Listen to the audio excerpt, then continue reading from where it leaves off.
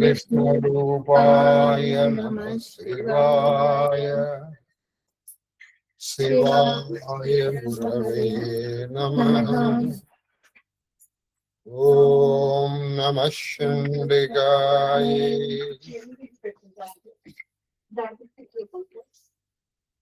नमस्ते सरदा देवी काश्मीरपुरवासिनी त्वामहं प्रार्थये नित्यं विद्यादानं च देहि मे। श्री कृष्ण शरणं मम, श्री कृष्ण शरणं मम, श्री कृष्ण शरणं मम। महादेव महादेव महादेव। కృష్ణాగోష్ఠిగా సాగుతున్నటువంటి ప్రవచన ప్రవాహ తిరుపతి గామినిలో 308వ రోజు ప్రవచనం మనకి కాళహస్తీశ్వర మహాత్మ్యంలో ఇది విద్య. అదే అరే కొంచెం కడిగిచ్చేస్తా.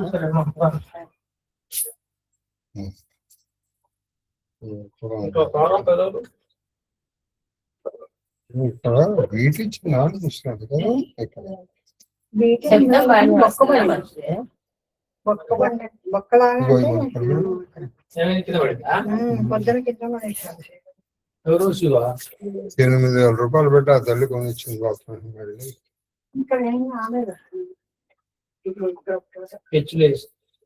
చదువు. 4వ భాగము శంకరి నెలవంక. ఇప్పుడు ఆ అర్ధనారీశ్వరుని వర్ణిస్తున్నారు. అప్పుడు ఎలా ఉన్నారంటే శంకరి నెలవంక, శంకరి నెలవంక నుదుటను, శంకరి నెలవంక నుదుటను పంకజమిత్ర మండలంబు, పంకజమిత్ర మండలము శంకనంకురింపచేయు, శంకనంకురింపజేయు పంకంబునన్, కుంకుమ పంకంబునన్ పెట్టిన వట్రువ బొట్టు, పెట్టిన వట్రువ బట్టు తన భాగంబున ఒక్క భాగం అడంగిన, తన భాగంబున ఒక భాగంబు అడంగిన, అడంగిన కతంబున, అడంగిన కతంబున సైకత నితంబల, సైకత నితంబ, సైకత నితంబల కామదురిత గహన దహనం, కామదురిత గహన దహనం దహనం వనర్ప, వనర్ప అరతెరచిన, అరతెరచిన చురుకు కంటి మంట వంటి, చురుకు కంటి మంట వంటి కెంపున కెంపున సొంపు. ఇక్కడ శంకర శంకరి నెలవంక అంటే శంకరి అంటే పార్వతీది, శాంకరిది. శంకరుని యొక్క భార్య శాంకరి. నెలవంక అంటే ఆవిడ నుదుటి భాగం మీద కూడా ఒక నెలవంక ధరించింది. నెలవంక నుదుట, నెలవంక నెలవంక నుదుట. ఇంకో విషయం అంటే ఆయన నెలవంక ధరించున్నాడు, కానీ ఈవిడ నుదుట నెలవంకలాగా ఉంది. ఈవిడ నుదురే నెలవంకలాగా ఉంది. ఎందుకని నుదురు ఇలా ఉంది, అర్ధచంద్రాకారంలో కరెక్ట్ గా. మన సౌందర్యలహరిలో కూడా ఆయన చెప్తారు ఎలాగంటే లాటం లావణ్యచ్యుతి విమలమాభాది తపయత్ అని చెప్పినప్పుడు పూర్ణచంద్రుణ్ణి మధ్యకి ఇలా కోశారు. మధ్యకు కోస్తే ఏం చెప్తే 2 భాగాలు ఏర్పడతాయి. ఆ పై భాగాన్ని తీసుకొచ్చి ఇలా నుదురుగా పెట్టుకున్నారు. కింద భాగాన్ని తీసుకొచ్చి ఇలా తల మీద పెట్టుకున్నారు. అంటే విపర్యాస. పైదేమో ఇలా పెట్టుకొచ్చి కిందది రాదు. అదే మీరు చూస్తే అష్టమీ చంద్ర విభ్రాజ దళిక స్థల శోభ. ఇప్పుడు ఆవిడ ఈ నెలవంక ఒకసారి నుండి మీరు కవిత్వం అంటే ఉత్ప్రేక్షలోనే కవిత్వం ఉంటుంది. మనకి ఈ నుదురు ఇలా ఉంది, ఆ నుదురు నెలవంక. సరే, ఈ నెలవంక మీద ఎలా ఉంది? సూర్యుడు, పంకజమిత్రుడు. పంకజమిత్రుడు అంటే కమలము యొక్క మిత్రుడు, కమలాప్తుడు అంటారు. పంకజమిత్రుని పంకజమిత్ర మండలంబు శంఖనంకురింపజ. అంటే ఏమిటి సూర్యబింబం ఏమన్నా వచ్చి ఇక్కడ ఉందా? ఏది? ఈ చంద్రుడి మధ్యలో, ఈ అర్ధచంద్ర మధ్యలో సూర్యబింబం, ఉదయిస్తున్న సూర్యబింబం ఉందా అన్న అనుమానం కలగజేస్తూ వట్రువా, ఆవిడ బొట్టు ఇలా గుండ్రంగా పెట్టుకుంది. అంటే ఉదయిస్తున్నటువంటి సూర్యబింబములాగా ఉంది. ఉదయిస్తున్న సూర్యబింబం ఎర్రగా బాలభాను ప్రభాభాసంగా, బాలభానుడు రూపంలో. అంటే చంద్రవంక మధ్యలో ఈ సూర్యుడు ఏమైనా ఉదయిస్తున్నాడా అన్న అనుమానం కలుగుతూ బొట్టు పెట్టుకుంటే, ఆ బొట్టు ఎలా ఉందంటే ఈవిడ ఎవరిది? ఆ తల్లి అర్ధనారీశ్వరు. కుంకుమ పంకంబన బొట్టు, ఒట్రువ బొట్టు తన భాగంబున ఒక్క భాగం బడంగించిన కథమున, భాగం అడంగించాను. తన భాగంబున అంటే ఆవిడ అర్ధ భాగంలో ఒక భాగం అడంగించిన అంటే ఇంకొక మరుగు భాగం. ఇప్పుడు ఆవిడ సుఖమే ఉంది కదా. అంటే ఇక్కడ ఏం జరిగింది? ఇప్పుడు ఈ కుంకుమలో మీరు ఇక్కడ చక్కటి మ్యాథమెటిక్స్ చూసుకోవాలి. మొదట ఇలా గుండ్రముగా ఉన్నదాన్ని ఇలా హాఫ్ చేసి, ఇప్పుడు ఏం జరిగింది? ఈవిడ కుంకుమ ఇలా పెట్టుకుంది గుండ్రం. ఇప్పుడు ఈ గుండ్రాన్ని ఎలా హాఫ్ చేశారు? ఇలా నిలువుగా హాఫ్ చేశారు. అంతే కదా. ఇప్పుడు అర్ధనారీశ్వరంలో నిలువుగా హాఫ్ చేశారు. అయింది ఇట్లా వచ్చింది. ఇప్పుడు ఈ అర్ధచంద్రాకారం ఇట్లా వచ్చింది. మరి ఇటు అర్ధచంద్రాకారంగా వస్తే మరి ఇటు అర్ధచంద్రాకారం ఎలా నిండింది? సురుకు కంటి మంట, నిప్పు కన్ను. ఇక్కడ నిప్పు కన్ను ఎర్రగా ఉంటుంది కదా.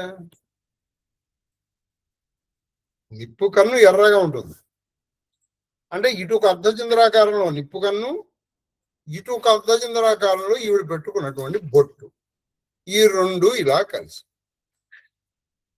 కలిసి ఎలా ఉంది చెప్పమ్మా? ఒక భాగం అడంగించిన కథ. నితంబల. ఇప్పుడు ఏం జరిగింది? వీళ్ళిద్దరూ వేశ్యాకన్యలు కదా, వేయ కనుక. అందుకని వీళ్ళు ఏం చేశారు? నితంబము అంటే వెనక భాగం. దీన్నే పులినశ్రోణి అని పిలుస్తారు. శృంగార భావంలో ఇదొక భావం. వీళ్ళల్లో ఉన్నటువంటి ఈ సైకత నితంబముల్లో ఉన్నటువంటి అంటే కొండల్ని పెండి చేయడం, ఆ ఉన్నటువంటి కామం అనేటువంటి దురితం అనే పాపము చేత గహన దహనంబు, కామ దురిత గహనం, కామము అనేటువంటి పాపముల పుట్టినటువంటి గహన దహనము. దహనం అంటే కాల్చు, అది గహనం అడవి. కామం అనేటువంటి పాపం అనేటువంటి అడవిని దహనం చేయటానికి ఇగో ఈ నిప్పు కన్ను ఉపయోగం. ఎవరివి? ఈ పులినశ్రోణులు, ఈ సైకత నితంబనులు. అంటే ఏది ఆ శృంగార భావానికి వస్తుందో అది పోతుంది నిప్పు కన్నుతో. ఆ నిప్పు కన్నుతో ఉన్నటువంటి వీళ్ళలో ఉన్నటువంటి కామ దురిత గహన దహనము జరిగిపోయింది. అది సంగతి. తర్వాత అరతెరచిన ఈయన ఏం చేశాడు? సగం కన్ను మూయలా. కన్ను మూస్తే ఎరుపుదనం తెలియదు కదా. అందుకే ఈ కన్ను తెరిచాడు, సగం తెరిచాడు. సగం ఇలా తెరిచేటప్పటికి ఎర్రగా ఉంది. ఈ ఎరుపు ఇక్కడ ఈవిడ కుంకుమ పెట్టుకున్నటువంటి ఎరుపు. ఈ అర్ధచంద్రం ఇలా ఇలా ఇక్కడ నిండవచ్చు. ఇందాక పూర్ణం ఎలా అయిపోయింది? ఇటు పైకి ఇటు కిందకి వచ్చి చంద్రుడిలో సూర్యుడిని చూశాడు. ఎవరు? దూర్జటి. మంటం అంటే కెంపున సొంపారే, మంచి ఎర్రగా ఉంది. అది సంగతి. తర్వాత ఐదో భాగం. నీల రోలంబక. ఇప్పుడు వీళ్ళు చూస్తున్నారు. నీల రోలంబక, నీలము అంటే నల్లవి, రోలంబక ముంగురుడు. నీల రో అలంబక, అలము అలలు, నీలాలక అలనీలాలక పూర్ణ అలనీలాలక అంటారు. అలకము అంటే ఇది, నీలం అంటే నది, అలనీలాలక అంటే మంచి ఇలా నల్లటి ముంగురు. నీలరో లంబక జాల నీలిమయు జాల నీలిమయు, జాల అంటే సముద్రం అంటే నల్లటి ముంగురుల యొక్క సమాహము యొక్క నీలిమ నల్లదనము. పాటల జటాజూట పాటలత్వంబును, పాటల జటాజూట పాటలత్వం. ఈవిడ ముంగురులు నల్లగా ఉన్నాయి. నల్ల ముంగురుల యొక్క నల్లదనము. ఈయన ఇటువైపు జటాజూటం ఉంది. ఈ జటాజూటం పాటలపు రంగులో ఉంది. అంటే దాన్ని ఏమంటారు, కెంజా, ఎర్రుపు అంటే మళ్ళీ కంప్లీట్ రెడ్ కాదు, కొంచెం పసుపు తనముతో కలిసినటువంటి ఎర్రదనం, పసుపు తనముతో కలిసినటువంటి ఒక ఎరుపుదనం. ఆ ఎరుపుతనంతో కెంజాయ్ ఇట్లా ఆ ఎరుపుదనముతో ఆ ఎరుపుగా ఉన్నటువంటి జటాజూటము యొక్క ఎర్రదనము, ఈ నల్లదనము కలిసిమెలిసి, ఈ నలుపు ఆ ఎరుపు కలిసిమెలిసి దివసావసాన సమయ, దివస అవసాన సమయ, దివసం అంటే పగలు, అవసాన సమయ అంటే దివసం యొక్క అవసానము, సాయం అంటే దివసము అయిపోతున్నప్పుడు, అవసానం ఆఖరి దశలో, దివసము యొక్క అవసాన సమయం అంటే ఆఖరి సమయం, దివస అవసాన సమయము అంటే అప్పుడు సూర్యుడు ఈ అస్తమించబోతున్నాడు. అప్పుడు ఎలా ఉంటుంది, ఎర్రగా ఉంటాడు, అప్పుడు కూడా ఎరుపు. ఇప్పుడు చూడండి అప్పుడు ఎలా ఉన్నాయి, ఈ ఎరుపు మరి నల్లం ఎందుకు వస్తుంది, ఇక చీకట్లు కమ్ముకుంటుంది. ఈ ఎరుపు ఎలా ఉంది, అస్తమించున్నటువంటి సూర్య ఎరుపులాగా ఉంది ఈయన జటాజుటం ఎరుపు. ఆ నల్లవదనం ఎలా ఉంది, ఇక ఆక్రమించుకోవడానికి సిద్ధంగా ఉన్నటువంటి చీకట్లలాగా. ఈ మొత్తం వచనమండి, మొత్తం ఉత్ప్రేక్ష అంటే మనకు అనిపిస్తుంది హాయిగా శివ శివ శివ శివ శివ శివ శివ అంటే బాగుంటుంది కదండి, బాగానే ఉంటుంది. కానీ అందులో ఆ ఉత్ప్రేక్షలో అదే భావాతీత, భావనాగమ్య, అసలు భావం అన్నిటికంటే అసలు పెద్ద దరిద్రం ఏంటో తెలుసా, భావదరిద్రం. అన్నిటికంటే పెద్ద దరిద్రం భావదరిద్రం.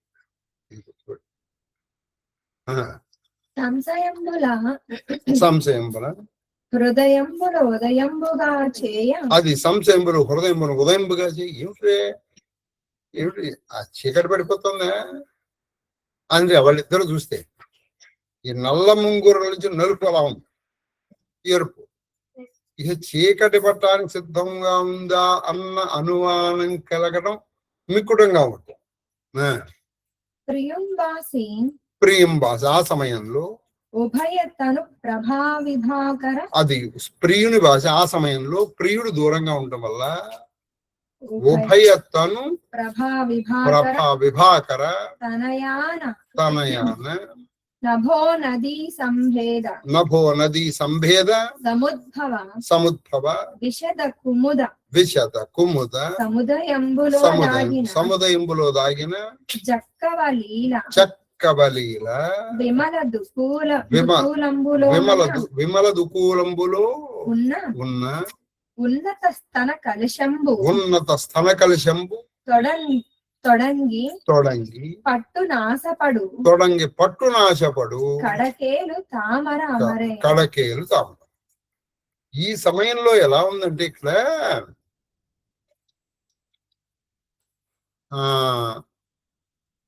సరే అక్కడ సాయంకాలం సమయం అవుతూ ఉండగా ఈ ప్రియుని విడబాసినటువంటి ఇప్పటి నుంచి ఒక బ్రహ్మాండమైన ఉత్ప్రేక్ష చేశారండి.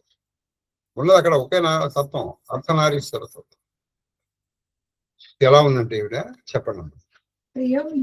ప్రేమభాసి ఉభయతను ప్రభావిభాకర.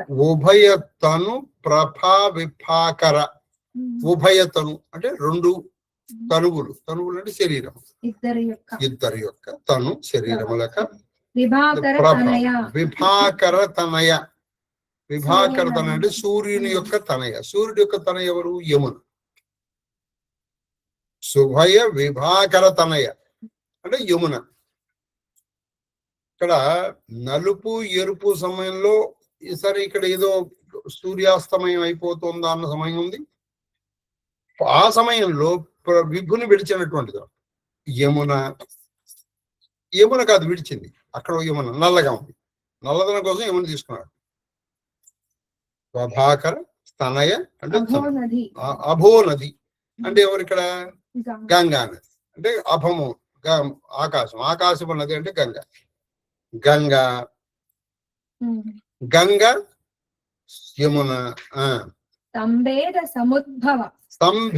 సముద్భవ ఈ రెండు కలయికం వల్ల పుట్టినటువంటి సంభేద సముద్భవ సాభాగం అంటే గంగని యముని మనం చాలా కేటగారికలుగా మీరు ఎప్పుడన్నా త్రివేణి సంగమంలోకి వెళ్తే చాలా క్రిస్టల్ క్లియర్ గా తెలుస్తుంది ఎక్కడ యమున గంగా. యమున నల్లగా ఉంటుంది, గంగ తెల్లగా ఉంటుంది. సరస్వతి అంతర్వాహిని కాబట్టి గంగా యమున. విషద కుముద సముదయంబులో అంటే ఆ సమయంలో విషద తెల్లనైనటువంటి కుముదములు అంటే కలువల, తెల్ల కలువలు. విషద తెల్ల కలువల యొక్క విషద కుముద సముదయములు అంటే సమూహములో దాగిన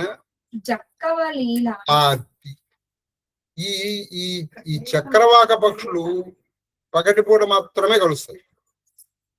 రాత్రిపూట వచ్చేటప్పటికి ఉండలేవు చక్రవాకం. అందుకని ఏం చేసింది ఇది? ఒక చక్రవాకం అంటే మగ చక్రవాకం ఇష్టం. ఇది ఏం చేసింది? జక్కవ పక్షి ఒక కలువ దెబ్బల్లోకి వెళ్ళి దాక్కుంది. కలువ ఎందుకు అక్కడికి దాక్కుందంటే రాత్రి అయ్యేటప్పటికి కలువ వికసిస్తుంది.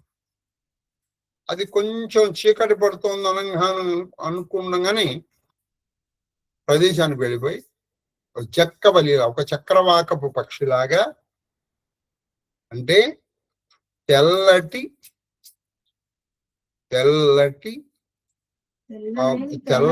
తెల్లనైన కలువలలో దాక్కున్నటువంటి చక్రవాకపు పక్షిలాగా. ఇక్కడ మీరు చాలా ఊహించుకోవాలండి. ఊహించుకునే మాత్రం కలువ తెల్లనైన కలువ. ఆ కలువలో దాక్కుంది చక్రవాక పక్షి. పోనీ నీకు కలువ కనిపిస్తుందా? ఆ కలువ కూడా కనిపించట్లేదు. ఎందుకని? ఇక్కడ విమల చేలంబు అంటే మక్కడ ఉన్నటువంటి ఒక చేలం దాన్ని కప్పేసింది. వెన్నెల అనేటువంటి చేలం కప్పేసింది. కప్పేసేటప్పటికి కలువ కనబట్టలేదు. ఆ కలువల్లో ఉంది చక్రవాకం, అది అసలు కనబట్టలేదు.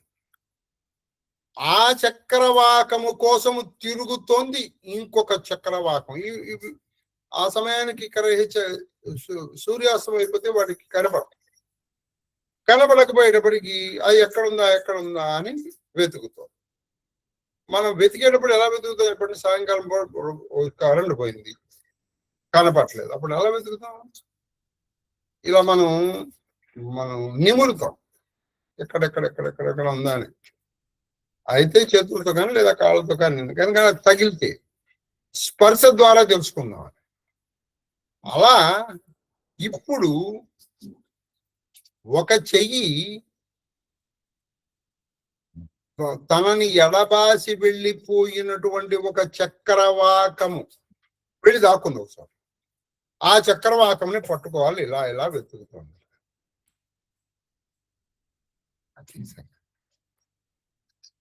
ఇలా ఎక్కడ ఉందా ఎక్కడుంది? ఇక్కడ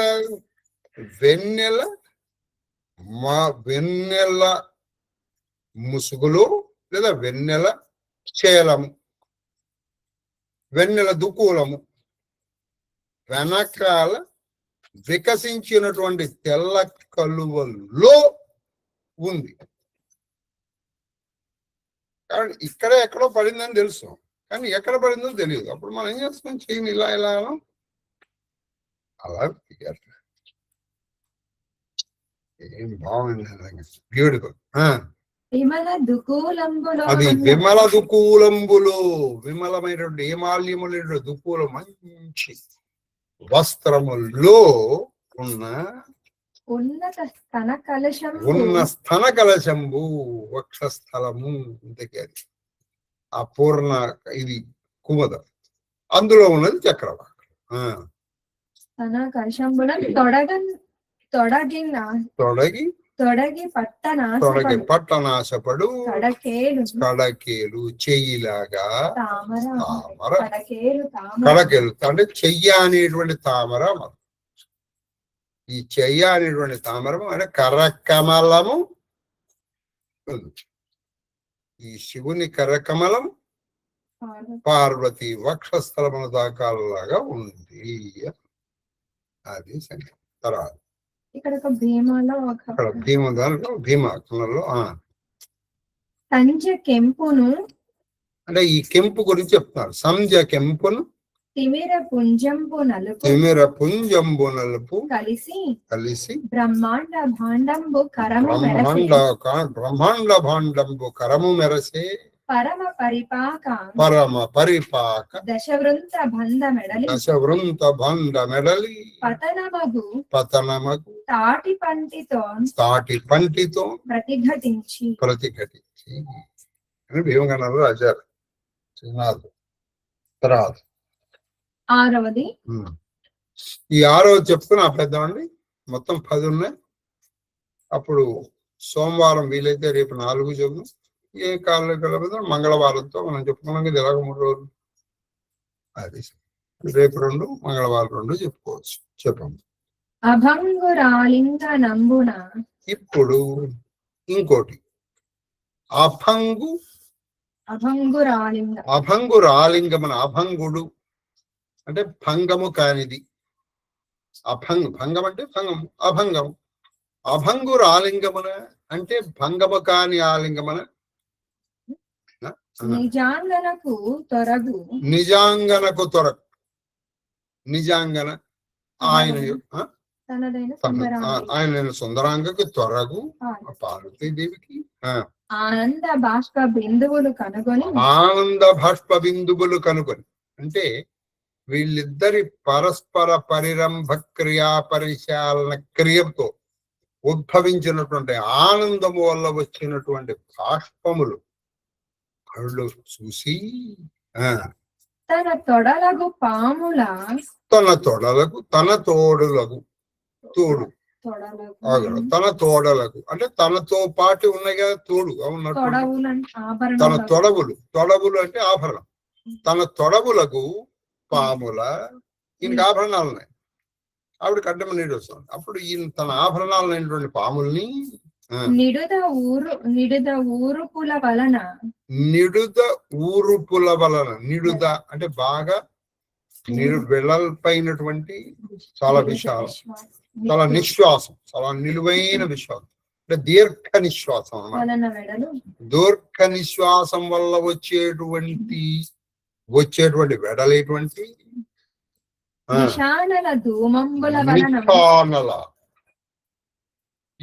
ఈ ఆనంద భాష్పాల వల్ల దీర్ఘ నిశ్వాసం, ఆ దీర్ఘ నిశ్వాసముల వల్ల నుంచి వచ్చేటువంటి విశాల అనలం అంటే వేడిగా, పైగా ధూమము అంటే కొంత దుమ్ము,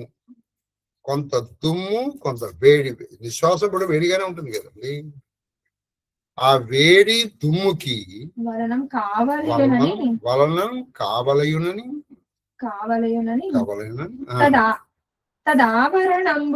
తదాభరణంబులు సడలింప. ఇది ఏం జరిగి ఈ దీర్ఘ నిశ్వాసం, ఈ దుమ్ముల వల్ల ఈయన పేరుకుంటున్నటువంటి ఈ పాములు అవన్నీ ఆ వేడికి తట్టుకోలేకపోతున్నాయి. ఆ వేడికి తట్టుకోలేక అవి చాలా ఇబ్బంది పడిపోతున్నాయి. ఇప్పుడు ఈయన ఏం చేశాడంటే వాటిని నెమ్మదిగా తీశాడు. ఇక్కడ కూర్చోనమ్మ కొంచెం కథ కూర్చొని, ఎందుకంటే అవి ఆ వేడిని, ఆ విశ్వాసం నుంచి దుమ్ముని భరించలేక అందుకని పక్కన పెట్టచ్చు. సడలింప తలంచు శివుని విలోకించి ఇటువంటి తీసి పక్కన పెడుతున్నటువంటి శివుణ్ణి చూసి వనరించు నగువునం తెలుపదు. అప్పుడు ఇలా తన ఆనంద భాష్పాల వల్ల వచ్చేటువంటి దీర్ఘ నిశ్వాసం వల్ల కలిగినటువంటి వేడికి ధూళికి భరించలేక తన పాములు ఇబ్బంది పడుతున్నాయని తెలుసుకుని వాటిని సలహిస్తున్నటువంటి శివుణ్ణి చూసినటువంటి పార్వతికి నవ్వు వచ్చింది. నగవులకి తెలుపగు అగజమగంబు.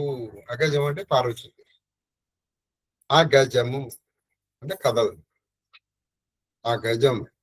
కాబట్టి ఆయన తన మొగంబును ఏరుపరాని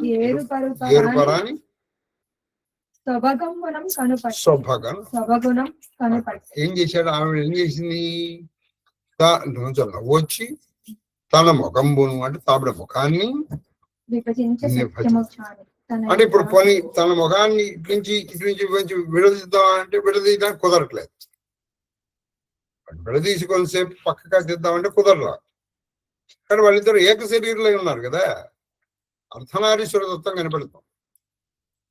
కొంతసేపు ఈవిడ కంటమట్ల ధార వస్తుంది, కొంతసేపు విడిగా అవుతాం అంటే విడలేక, అలా తన నుంచి విడలేక ఈయన ఒకవైపు ఈ ఆభరణాలు తీస్తున్నాడు.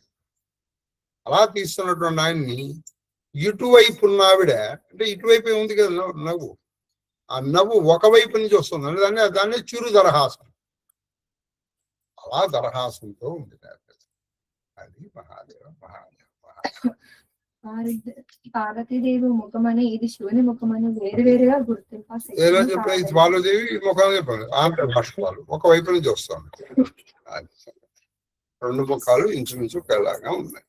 మహాదేవ రూపమా గ్రహాపయామి దీపం దర్శయామి ధూపదీపానంతరం శుద్ధాచమనీయం సమర్పయామి నైవేద్యం నివేదయామి.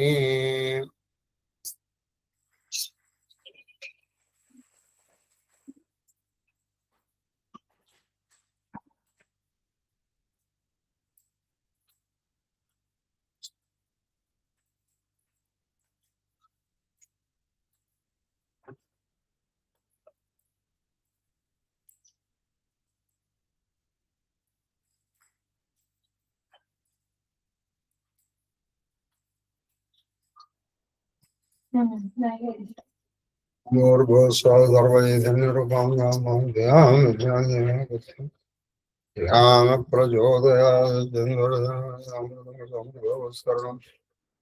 ఓం బ్రహ్మణే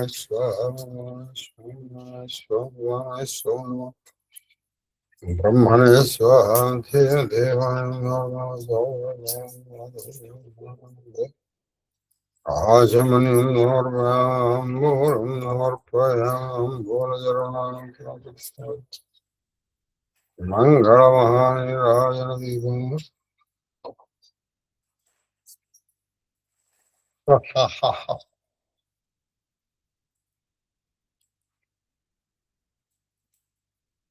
సచ్చిదానంద రూపాయ విశ్వోత్పత్యాదిహేతవే తాపత్రయ వినాశాయ శ్రీకృష్ణాయ నమో నమః. ఆనంద మంగళ కర్పూర నీరాజన దీపందర జాన నీరాజన నమస్కరోమి. హర నమః పార్వతీపదే హర హర మహాదేవ హర.